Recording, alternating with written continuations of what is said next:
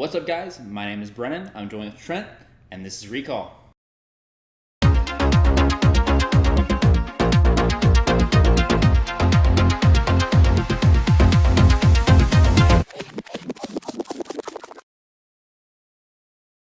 All right, guys, it's been a little while, so we got something special cooked up for you. A nice little spicy live podcast.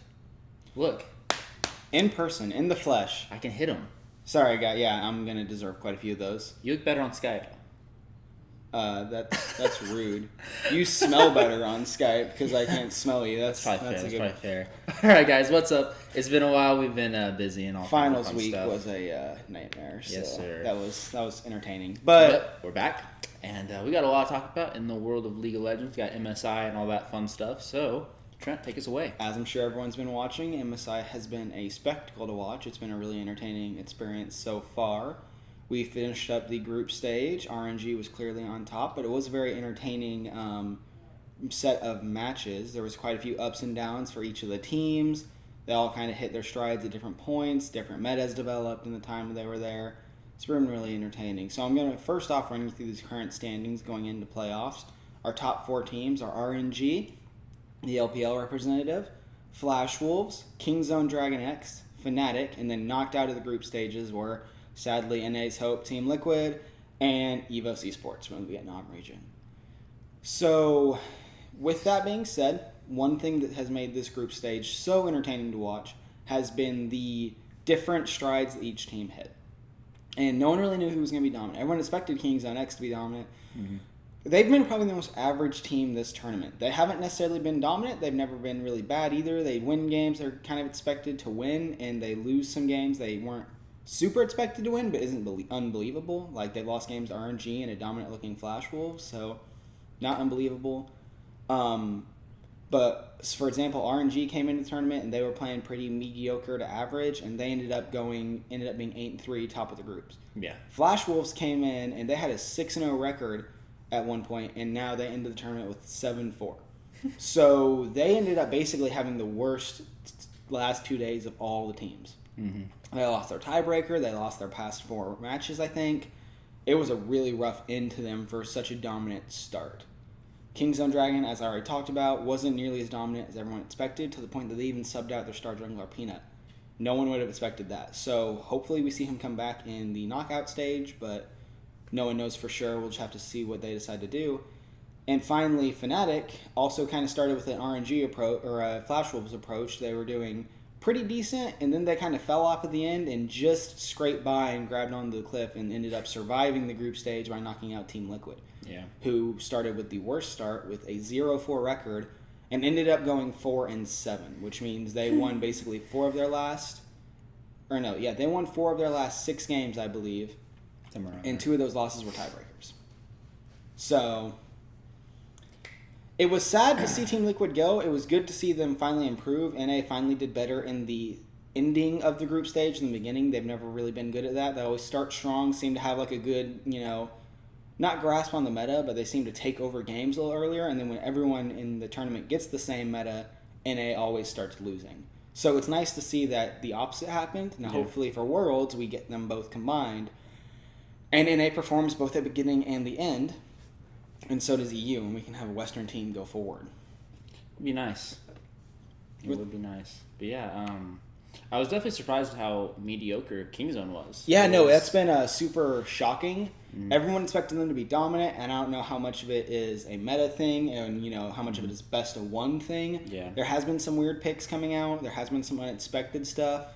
So hopefully we'll get to see them really shine in the Korea way in a best of 5. Yeah. But then again, it might just be the fact that, like people have been speculating, Peanut has been playing scared. Khan has not been allowed to be given his carry top laners. It's kind of just been... It almost seems like they're playing scared of the other regions for some reason, when in reality, I think the only one they should be wary of is RNG. Yeah. And they're not going to beat RNG by playing passive because they have the weaker bot lane in that scenario. So that's true. They need to be making sure Peanut and Khan are abusing their advantages and getting an advantage to go up against Uzi, I feel like. Yeah, I agree, because Uzi Uzi is the best ADC in the world. That's Yeah. official now. Like, he has been completely dominating. There's a reason that he gets every first turret blood that they can possibly give him on that team. Like, if he can get it, if it's safe to donate, everyone leaves a turret no matter what because he is such a dominant ADC. Yeah. For sure. It's definitely always sad to see Liquid go out. It's NA. It's the normal NA thing. The NA choking to get to playoffs beat the Team Liquid fourth meme. So Team Liquid finally broke their curse in like the worst possible way they could have. It's true. A little sad. You think we'd get used to it by now, though? It still hurts. There's always a new hope. Like this year, we were really ready for it when they just went 0-4 at the start, and everyone's like, "All right, that's a normal NA thing," you know. And then they started coming back, and they looked really good. And I was like, "Oh my god, their mental game is so strong." If they went 0-4 and just started coming back, and then, I mean, so here's the thing: I'm not super like proud of Team Liquid for their start. Yeah. I'm not proud of necessarily their performance. I'm proud of the fact that they didn't tilt. Yeah. And they ended up having a decent second half of the tournament. Like I said, it's not that they did great. If they can figure out how to do that at Worlds, though, and also have a decent start, this might be like a decent year for NA. I'm not saying this is the year for NA. I don't think we make it out of quarter, or I think we're lucky if we make it to semis in Worlds. Yeah. But this might be the year where we finally actually have somewhat of a decent group stage between Liquid or whoever the other representatives, maybe TSM, maybe 100 Thieves. I don't know. If they can get past that point of the mental game going boom in the second week, NA might put up some decent group stage results at Worlds, which is what I'd be looking forward to. For sure. And with that being said, what are we looking at for the playoff stage at this point? Well, so we're going to see Fnatic versus RNG on Friday the 18th. They're going to play, so that's going to be the first seed versus the fourth seed, pretty much what everyone expected. Sadly, the first seed cannot pick the second seed, because if I was RNG, and this is all hypothetical, of course, I would have really wanted to go up against Flash Wolves, who were having such a bad second half of the tournament. Yeah. But they couldn't, so they're going up against Fnatic, and they're going to be playing, and then Saturday you're going to see Flash Wolves versus Kingzone. Now I'm feeling pretty confident in saying that RNG and Kingzone both get out of their rounds. I think it's going to be a 3-1 for Kingzone, and I honestly could see a 3-0 for RNG. Just if Reckless continues to not play a meta game. Like, he's playing with the Sivir, he's playing with things that aren't meta. Now, if he decides he wants to start picking Xayah and Kai'Sa and Kog'Maw, and maybe doing the Ginzus, like Rush and all that stuff, I can see some good results out of Fnatic. Well, not good results. I can see him making it a 3-1 game. I don't think it goes that far, though. I think RNG just has the upper hand in every way. Yeah. And on top of that, even if for whatever reason Fnatic does get, let's even say one lucky game, much less two, RNG and Kingzone all automatically have the advantage over the other two teams because they have a substitute jungler. Yeah. So they can analyze pathing and then put the other guy in and just throw someone off for a game. And that's all you need in something like that. It's just one game to get an advantage. Or to nullify an advantage. Yeah, and I just can't see Reckless. He hasn't had a good performance. His champion pool is just too shallow at the moment. Yeah, no. Caps against the meta. And they're going to have Caps carry that. If they want to win, they're going to have to put all of their resources on the Caps. And I don't see Fnatic realizing that. I will say, had a really good performance so far with Bwipo, who has basically been a rookie. Like, he was a rookie at the end of the split. Really? The spring split. And he's come in and he's performing better than Soaz. Yeah. And Caps, who has never really had international success, and everyone always memed him about being Baby Faker, he's actually showing up as Baby Faker at this tournament. He's been... That game against Liquid, he hard carried that game. He's been the dominant force in Fnatic's team right now.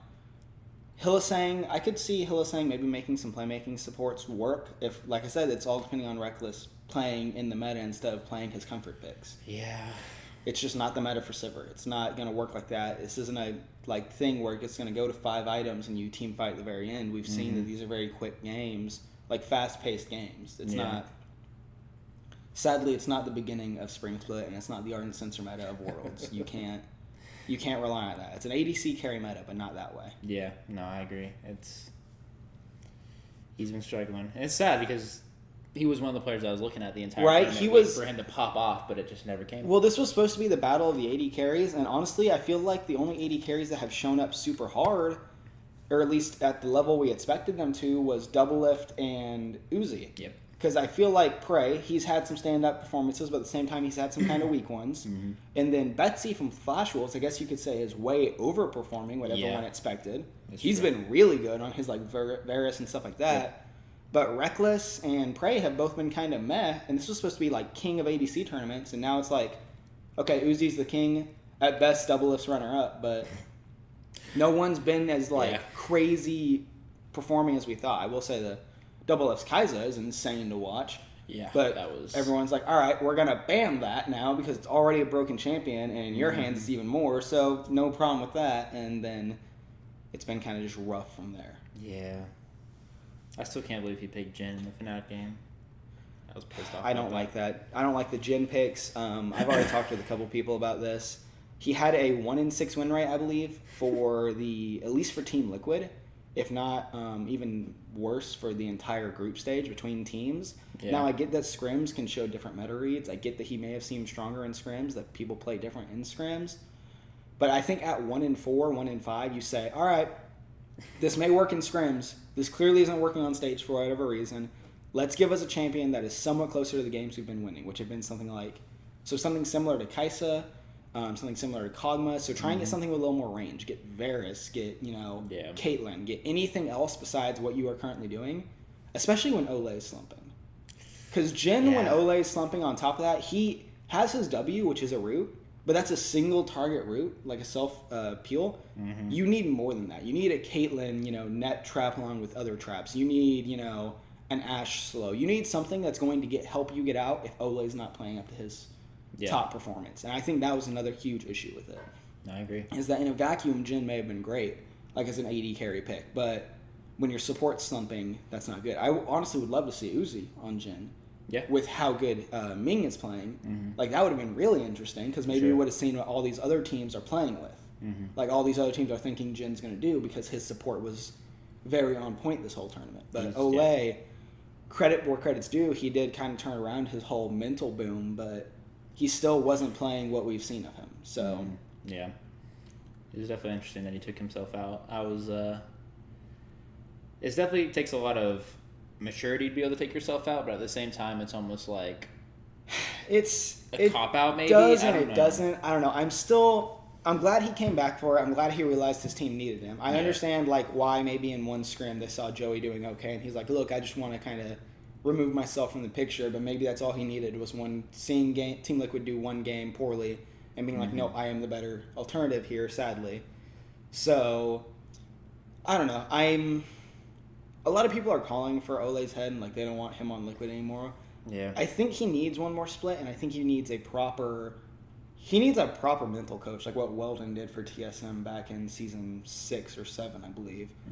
Because he tilts way too easily, and he gets way too emotional, and he's had a rough his whole pro career has been kind of shady up until coming to NA. Yeah. So I really expect good things from him. He's just always going to have his tilt issue until we get a proper like a really good psychologist support team on him. He probably already has one.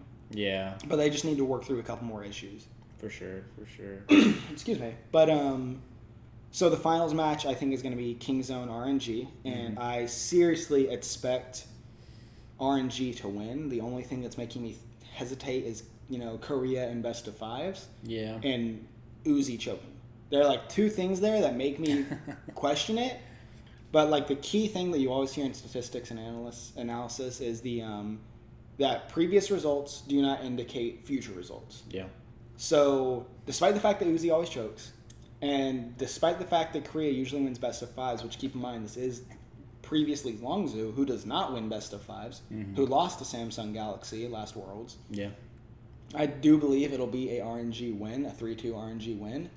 But there is definitely room for it to be a good finals, and I believe there is room for it to be a Kingzone win if they get Peanut back on high performance carries and Khan back on high performance carries and use their jungle substitutions in the right way. Yeah. Because I think Cuz and Peanut can carry harder than MLXG and Karsa. We just have to see what happens in the finals. For sure. I was gonna say 3-2 going to RNG as well. I'm gonna be different though and say 3-1, just so I'm different from you. Just so you're a little different. But yeah, I honestly, it depends how Kingzone shows up and what their mental fortitude is, because Yeah. it could honestly be a 3-0 for RNG. Easy. Yeah. Like I could easily see Kingzone still being a little tilted and not doing as well as everyone thought they were going to do, and not have the faith in Peanut, not let Con carry. And I think if those two scenarios happened, it's a 3-0 easy for RNG. For sure. I will say, despite what you said, and it's a good prediction, but I don't think it goes 3-1. I think it's completely dominant or it's completely even. That's fair. I don't think there's like you get one lucky game on us. I think it's we stomp you each game, or every game's going to be close and we're going to fight it out till 30, 45 minutes. That's fair. 50 minutes. Ooh.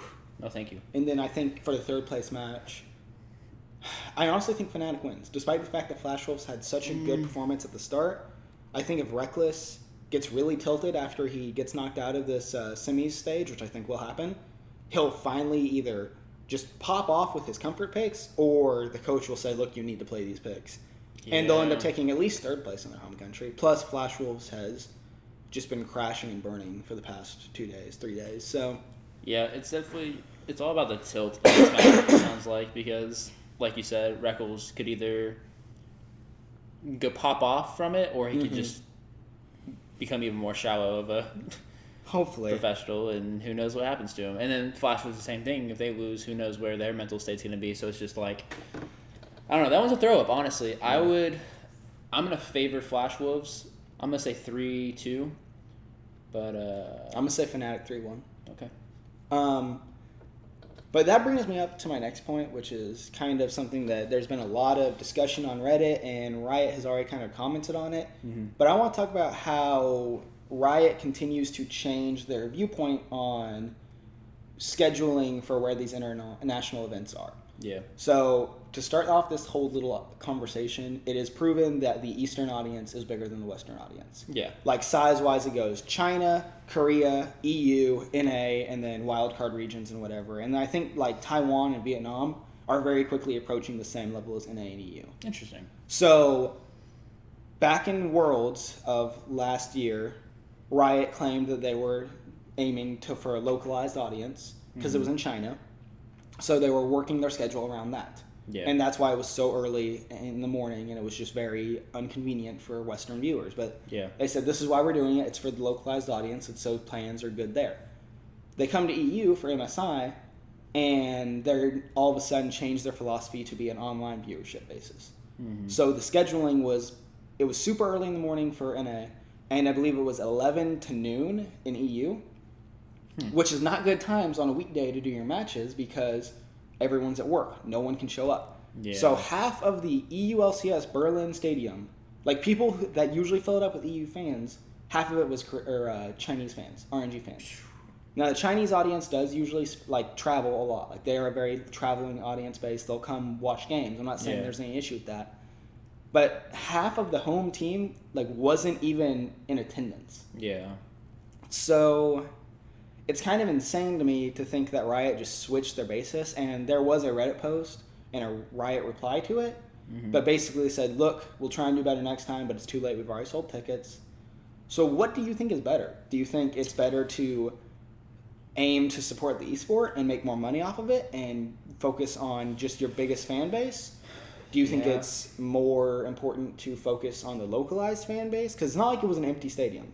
It's not like it was empty by any means. It's not like Paris is going to be empty.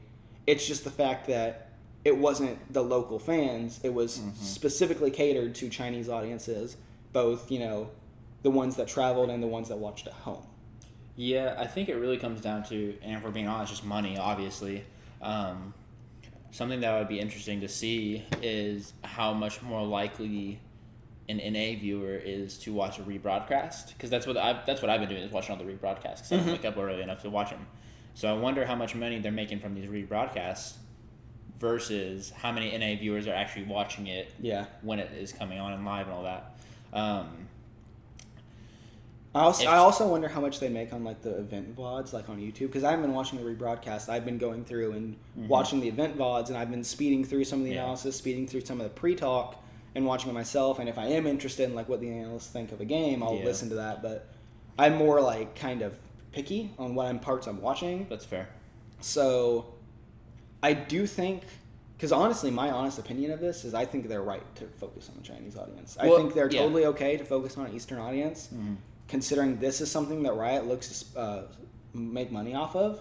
And now, if every league was franchised, especially if even EU LCS was franchised and there was revenue share, I believe then it would be a little more important to focus on like local audiences and teams and that stuff. But as of right now, no one's franchised, no one's sponsored besides NA, and NA only has one team there.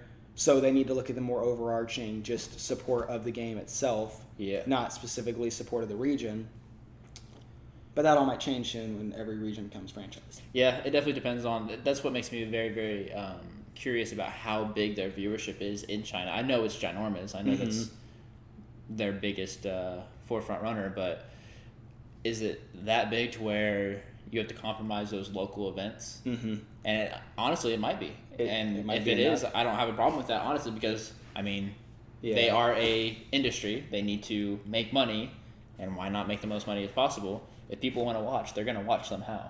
That's very true. And if that means... Because I don't really know...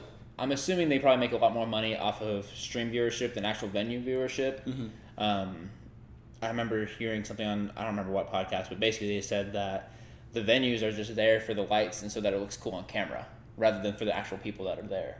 And I could honestly 100% see that. I believe in that, yeah. And I think the other thing I've heard is that Riot has been on almost all tournaments but Asian market tournaments, EU, NA, Brazil. They lose money on their before finals matches, so like semis and stuff like that. If they pre-buy like all the venues and they try and do like even like a third and fourth place match, but most importantly like who gets to go to finals, they're losing money on that because it's more expensive to go there. It's a different like area to go to, so people aren't going as much. They have more seats to fill, and they're just losing money outright. So if they specifically did the group stages and the EU LCS stage in Berlin, which is less spaces to fill. They already own that building. So I totally agree with the philosophy. Let's just do what we normally do and try and fill a low amount of seats. Yeah. And they're still catering to EU fans for at least the finals, I believe. It's still going to be Friday, Saturday, Sunday, which most people don't work. You can make it to those games. And if you can't make it to the Friday game, you can probably call out. And even then... It's it's a who gets to finals match. The finals is still on Sunday. I believe, in all honesty, Riot did the right call. The only issue that I see with all of it is the fact that they made a philosophy statement prior to this that they're doing it for the wrong reason. I think if they had been more transparent and said, we are doing this because it is the most peak like viewership time, then it'd be like, look, I don't like it. Or like another fan would be like, I don't like that. But you're being honest with me. So I can expect that when an EU event comes, it's still not going to be like great times for me. The issue was that they said, we're going to focus all of our events on localized times. And then EU event came around, and everyone's like got super excited for it. And it's like, oh, wait, our games are at noon on Monday, and I can't leave work. Like, and then Fnatic plays at 3. And I'm definitely not going to be able to like drop lunch and come watch. Like, it's just... Yeah, it's definitely... It's just right in a nutshell, though. They always kind of go back and forth, and you never know what they're going to do. Yeah, that's I true. do wish they were more consistent and transparent at the same time, but it's right. Well, that's, I think, my biggest, happiness with Franchise League. It makes Riot more accountable. Which, I mean, the support for players is great. The extra money for players and orgs is great. I just want to see Riot held more accountable for things, and we hopefully will see less, like, controversies coming up.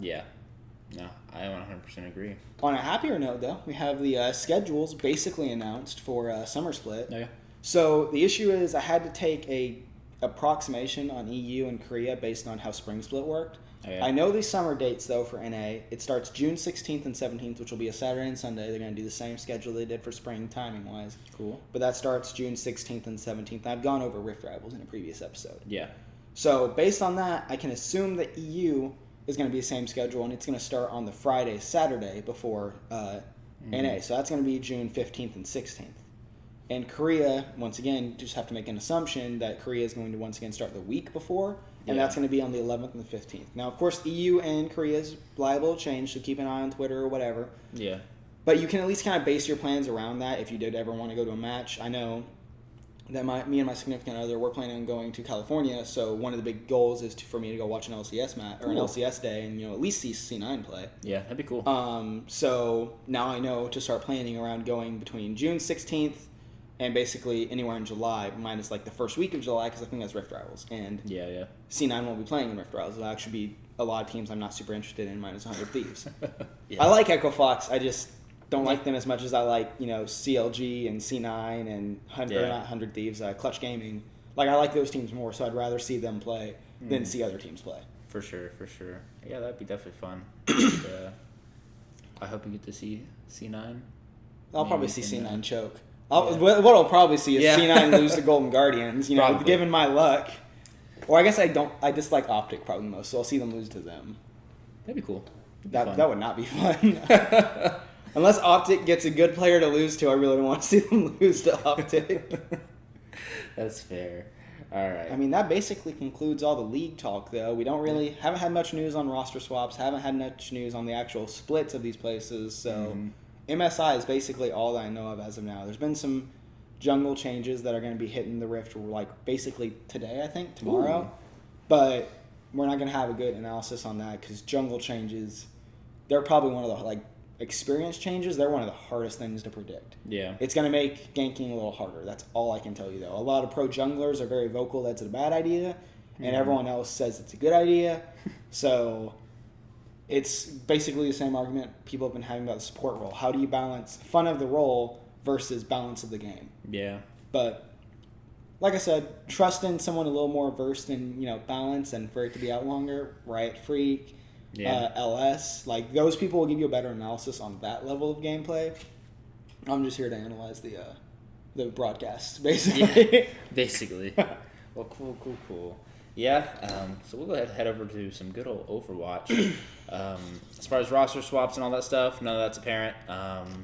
The rosters were locked middle of Stage 3 sometime, or right before Stage 3, I don't remember. I believe it was week 2 of Stage 3. Yeah, somewhere around middle. So yeah, all the rosters are locked. We got nothing crazy going on there. And we'll kind of delve right into what happened at the end of Stage 3 here. In the standings, Boston Uprising had the perfect 10-0. That's the first time to ever happen in Overwatch League so far. They beat the, I want to say, who did they beat? Oh, they beat the Gladiators to their very last match, which I was hoping they'd win. But the Gladiators ended up getting into the playoffs anyways. The playoff was very, very fun and interesting. Like I said, we had Boston in first, Excel in second, Valiant in third, and the Gladiators were in fourth, which is separate from the playoffs. So we had Stage 3, and then playoffs is just for bragging rights and lots of money. And the playoffs were actually pretty fun. Let me find them real quick. Maybe one day. There we go. All right. Oh gosh. There you go. All right. So my prediction was Boston was going to pick the Valiant. So if you remember, the first place team now gets to pick who they play against in the semifinal. In the third and fourth place team, right? Yep. Correct. And so basically the same. And they can format even that MSI used. pick the second place team as well. So they they can even pick the second They could place have had their pick at. Oh, okay. So they Well, could, that's if they wanted, they could have played Excel and try to get it over with. But good thing they didn't. I thought they would pick the Valiant. They had a really good showing against the Valiant. They didn't. They ended up hitting the Gladiators. 0-3 wasn't much talked about. Gladiators kind of got pummeled. I think we've seen Fissure kind of fall off from his god status. He's been putting the Gladiators on his back and carrying the hell out of them. Everyone gets tired. And yeah, he kind of struggled the last. I guess it's week 5. He kind of struggled and wasn't doing just these god plays as usual. But hey, they still made 4th. That's a step up from when they were in 8th place 2 stages ago. With a league of 12 teams, I mean, you're in the top third. I Yeah. wouldn't say that's bad by any means. It's Not not at bad all. showing. So yeah, they definitely did well. The next game we had the Los Angeles Valiant versus the Excel, and Excel just kind of ran them over as well. It's the Excelsior. So all of LA was sad. Basically, is what you're Basically, saying. Like yeah. there wasn't anyone on the West Coast that was happy with that performance. Okay. Both of their teams just got decimated. And so our last game is the classic New York versus Boston rivalry, the Uprising versus the Excelsior. Excelsior won 3-0. That scoreline just really isn't representative of how close the games actually were. Suck it, Robert Kraft. basically. I hate that guy so much. But yeah, it was a very, very close game. The Boston Uprising, honestly, literally through the entirety of that match, each game could have gone either way. It was just so close. So knife's edge, they just always kind of choked at the very last second. It wasn't even like a choke. It was just like Excel did something crazy, and sometimes the Boston Uprising did something crazy. The map counts, I'll just look at them real quick. For the most part, I mean, we got 3-2, we got a 2-0 there, we got a 3-3, there was a tie, and then a 3-2. Oh, wow. So, I mean, the only game that was really in the favor of the Excel was on Nepal. And Boston Uprising is known to suck it on Nepal. I was going to say, don't they so. have a history of being very poor performances on Nepal? I think they were like 1-5 on Nepal this stage. So that was not a very reflective 3-0 of basically what happened in the match. Yeah, so the entirety of that match was very, very close, but it just unfortunately didn't turn out for the Uprising. As far as the standings go completely for the Overwatch League, we'll take a look here. The Excel are still in first. They're 27-3, which, I mean, this is over 3 stages. Yeah. That's 15 weeks that they have only lost 3 matches. That's insane. That is just absolutely mind-boggling. I'd be interested to see who they lost to, maybe if it's the same team or not. They lost to the Uprising. They lost to... I can probably look it up somewhere. That'd just be something I'd be interested in seeing. Is I'll see if I can which find teams they lost to, but maybe we can look that up later. For sure. I know they lost to the Uprising. I think they've lost to the Outlaws before, and then probably Spitfire at some point. That's probably it, honestly. I think those are the 3. Okay. But yeah, it's amazing to see how well they've done, how consistent they are. They have a 68 map differential. The next closest being 38 from the London Spitfire, and they had a horrible freaking Stage 3. Stage 3 was awful for... What's crazy, though, is they've done so good with Stage 1 and Stage 2, they're still in the number 3 spot, even though they were they were almost last place. Oh, they were last place? They were almost last place. I think they were 8th place, you're right. Yeah, they did horribly in Stage 3. But yeah, Boston Uprising are second now. They jumped their way up. They were around 5 or 6 before Stage 3. And then after that perfect 10-0 stage, they're in second place. So impressive. It's actually insane. Got the London Spitfire still in third spot, 20-10. Got the Seoul Dynasty. They're somehow hanging on. They're still just kind of hit or miss, really. They're really, really hit or miss. And they remind me of what TL is to League. Yeah. Like consistently mediocre. Yeah. No, I can agree to that 100%. I mean, if you exclude the couple splits before this one. But all the early LCS and so all the early LCS, they're basically what that is. So maybe they'll end up making last place in this next stage, and then they'll come back and win it all. Paid by whoever owns the Seoul Dynasty. I mean, I hope so. Yeah, Seoul Dynasty. Then I don't think they've beaten an all-Korean team in 2 stages now. They are not the big Korean hard hitters. And they should be. That's what that team was designed to be. They were going to be the best team in Overwatch League, and they haven't been horrible. They're not Dallas Fuel level, but they're not the greatest. Number 5, we got the Los Angeles Valiant. They're 18-12. The Valiant have really impressed me. They're still in that kind of 5 or 6 spot, but I mean they got 3rd last stage, I think, if I remember correctly, 3rd, and for the most part, they're doing really, really well. They've got Soon and Bunny. Bunny came from the Dynasty, so Soon is able to play Widowmaker now while Bunny's on the Tracer. Okay. And it's actually been a really, really good dynamic I've seen so far. It really allows the DPS players to shine, and they have 2 solid DPSs rather than Soon having to try to carry on the Tracer. So That's definitely been a fun one to watch. We have the Philly Fusion. We all know about their insane Stage 2 run. And even Stage 3, they were all right. They just missed out on playoffs. I think they were number 5 or 6. So they were just right there, but just not quite good enough. I think they had to... Oh, man. I think they had the 4-0, the Los Angeles Valiant, and the Valiant just had to win 1 map, and they did. And so that was not too bad. And just a quick little runner-ups. You got Houston Outlaws and Los Angeles Gladiators. That's 7 and 8. In the overall standings... Got San Francisco Shock at 9th, and then the rest don't really matter. They're below 10 wins. Shanghai still has not gotten their win. They were close. They were this close, but Shanghai still not gotten their 1 win. Wasn't it against actually Fusion? They went on up in a 5-game series. It was, and that's where all that stuff came with Carpe. teabagging one of the players, and it escalated. Did you not hear about that? I didn't follow any of this. I guess so I'll just do this real quick. I guess Twitter failed me on this one. Oh yeah, Sorry. This one was so dumb. I hate most of the Overwatch League community. I'm gonna polarize our fans right now. Yeah, that's a good idea. I love it. So the Fusion, basically, the Carpe, the Tracer player, he also plays Widow. I don't remember which player it was on the Shanghai Dragons, but he killed him. He goes and teabags him. It was the other Tracer, and everyone at the Overwatch League arena booed Carpe, and then on Twitter just blew up, and Reddit blew up because he teabagged him because it was BM against a 0-30 team. Okay, so the only part I agree with that is BM against an 0-30 team, but these people wouldn't have survived the old Xbox 360 Halo 3 days. Dude. If you didn't teabag your kill in Halo 3, it didn't count as a kill. It was this short of the game, just not putting it up on the scoreboard by default. You had to, teabag everything unless you were currently killing someone else. And even then, it was kind of, loose. You should be crouching and strafing on top of a body. Wow, that's insane how I don't easily think offended people are. But at the same time, like I said, the only part of that I even kind of understand is, you're showing off against, a 0-30 team. That is the embodiment of taking candy from a baby. But for sure. But that's definitely not worth time, flaming him. That's not worth being you're a terrible icon for Overwatch League. He's a video gamer and he teabagged someone. That's what we all did back in 08, 09. You want to hear something really funny that I saw on Twitter? Oh, God, what? Someone called it sexual harassment. What? Huh.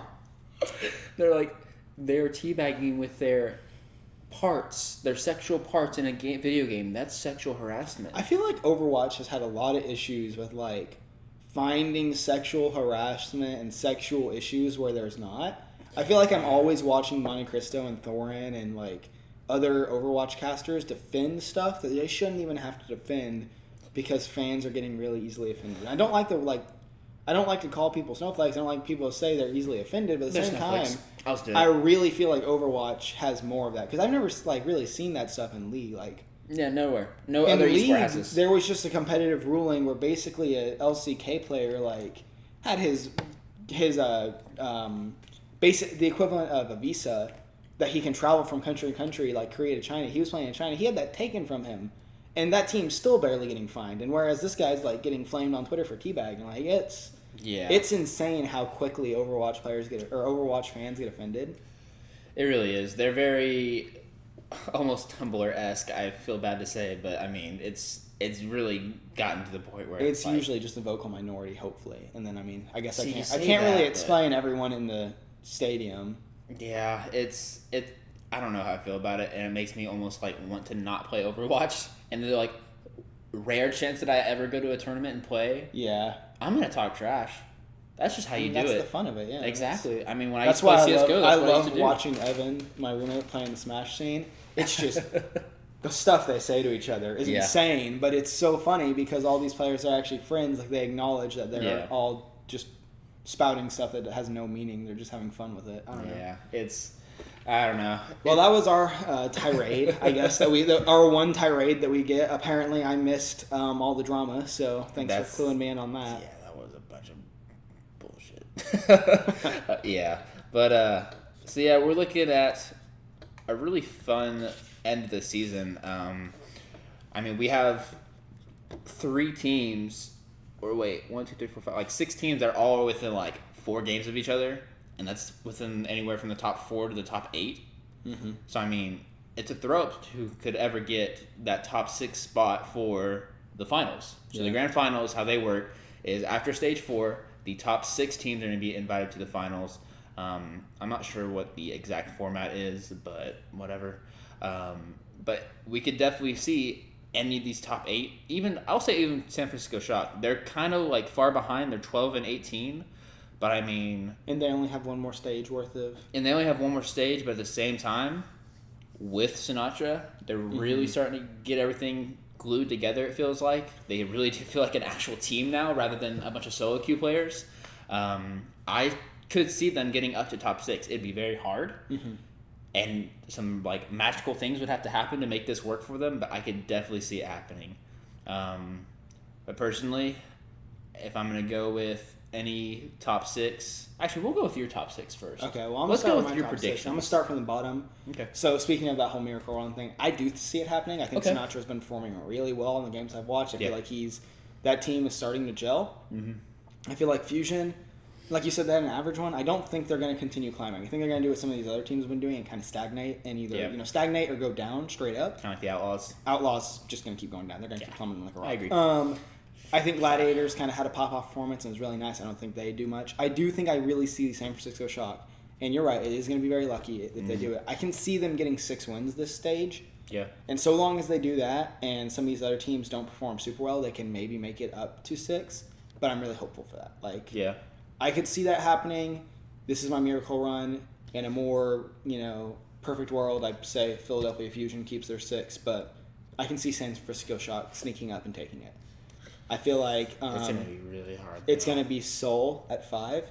Okay. All because, like you said, they can't beat they haven't beat a full Korean team, and they've been performing worse and worse versus the more NA or at least more balanced teams. Mm-hmm. So I don't see anything happening from them. They're just going to win by the fact that they've been doing decent, and they're going to stay very moderate. So they're going to win games they should win. They're going to lose games that are even, and they're going to lose games that they should lose. So they're going to drop to 5th place. Okay. I see Valiant ending up taking the 4th spot. Okay. I think they're going to continue to climb a little bit. And then I see Spitfire and Boston switching. So I see it going to be a Boston Uprising in 3rd place, Spitfire in 2nd, and New York in 1st. The only reason I think that is because Boston Uprising didn't take it. I could see some tilt happening. I could see a little bit of mental state being an issue. And with London Spitfire, they had the whole Cloud9 org behind them. I'm talking too fast. Excuse me. They have the whole Cloud9 org behind them, so they've had some experience in, bad splits, bad seasons, so they're going to get more of the support that they need directed in the right spot. Not saying Boston won't get that support. Mm-hmm. It's just not going to be, they won't know as well what to do with it. Like, they won't know where to focus I do know that Boston Uprising is owned by the Patriots. Owned by the same guy who owns the Patriots. That's Robert Kraft. I don't know who their other... I think it's Envious. No, Envious is Fuel. Envious. Oh yeah, you're right. Envious is Dallas Fuel. So, I think honestly, Boston is just paid for by Robert Kraft. I don't think they have an esports org behind them. Yeah, I'm gonna look it up.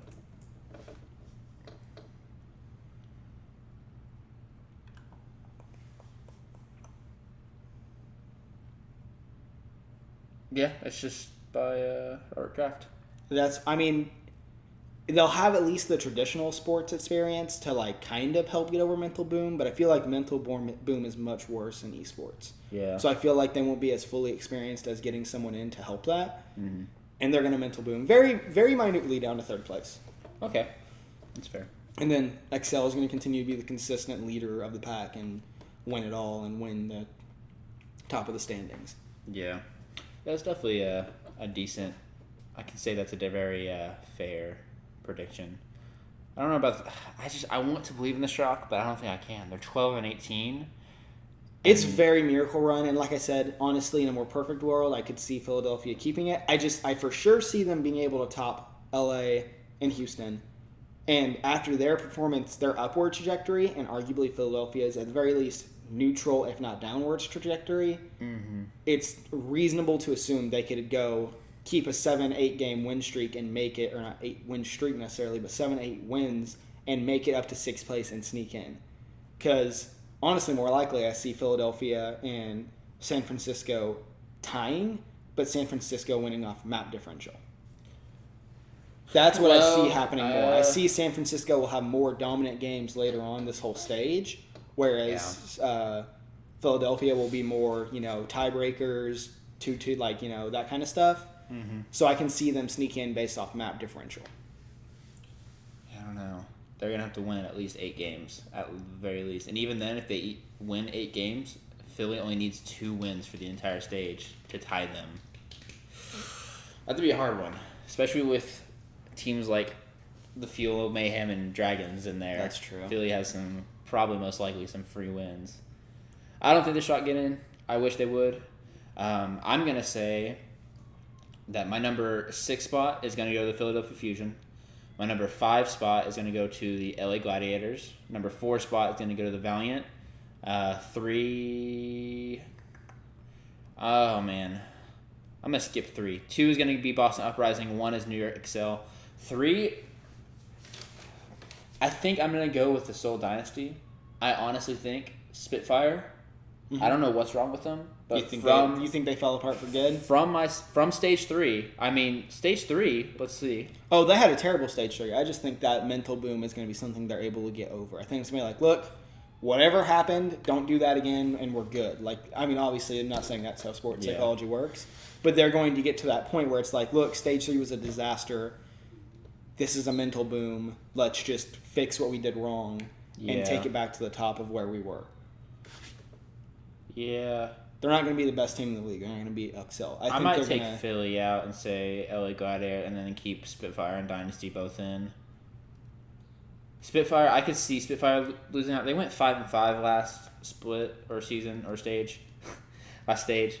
It's split season stage. I don't know why they got to use all S words too. Like every esport has to use an S word. I'm just like, just pick one. Yeah. Just pick. If you picked one, everyone would be fine. But yeah, we'll definitely see. But as far as upcoming matches, this will be definitely interesting. Our first match of the day, today actually, is going to be the come on, Gladiators versus the Shock. Yep, the Gladiators versus the Shock. That's gonna be really fun.